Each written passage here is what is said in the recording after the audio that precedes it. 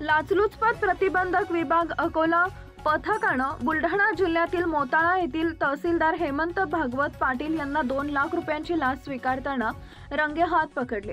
शेतजमीन वर्ग 2 मधून वर्ग 1 करण्यासाठी तहसीलदारांना लाच मागितल्याची तक्रार आल्यानंतर ही कारवाई करण्यात आली आहे। प्रकरणाची हकीकत अशी आहे की तक्रारदाराच्या मामांनी ग्राम बड तालुका मोताळा येथील गट क्रमांक 23 मधील 1.62 हेक्टर शेतजमीन तक्रारदारास विकली होती। सदर जमीन भोगवटदार वर्ग 2 मधून वर्ग 1 करण्यासाठी तहसीलदार कार्यालय मोताळा इथं अर्ज दाखल केला होता।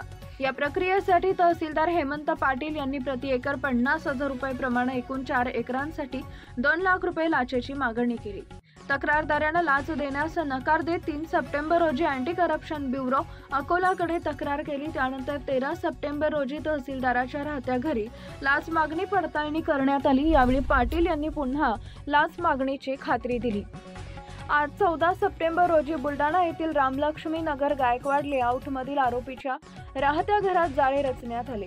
दुपारी 1:38 ते 1:15 दरम्यान तहसीलदार हेमंत पाटील यांनी तक्रारदाराकडून पंचासमक्ष 2 लाख रुपयाची लाच स्वीकारली। मात्र संशय आल्यानं त्यांनी लाच रक्कम शौचालयात फेकून पुरावा नष्ट करण्याचा प्रयत्न केला। तत्परतेने कारवाई करत एसीबी पथकाने रक्कम जप्त केली व आरोपी तहसीलदारास ताब्यात घेतले। ही कारवाई माननीय मारुती जगताप पोलीस अधीक्षक अँटी करप्शन ब्युरो अमरावती परिक्षेत्र तसेच सचिंद्र शिंदे अपर पोलीस अधीक्षक यांच्या मार्गदर्शनाखाली करण्यात आली आहे। पथकाचे नेतृत्व मिलिंद कुमार बहारकर पोलीस उपअधीक्षक अकोला यांनी केले। सापळा अधिकारी म्हणून अतुल इंगोले पोलीस निरीक्षक यांच्यासह दिगंबर जाधव, अविनाश पाचपोत, गोपाल किरडे, संदीप ताले, असलम शहा, निलेश शेगोकार, अर्चना घोडेसर व चालक नफीस यांनी सहभाग घेतला। एसीबी अकोला तर्फे सर्व नागरिकांना आवाहन करण्यात आले की कोणतीही शासकीय अधिकारी किंवा कर्मचारी शासकीय कामासाठी लाचेची मागणी करत असल्यास तात्काळ अँटी करप्शन ब्युरोशी संपर्क साधावा। ऑफिस फोन नंबर 0724 2 415 370 आणि टोल फ्री मोबाईल नंबर 940 380 10 64।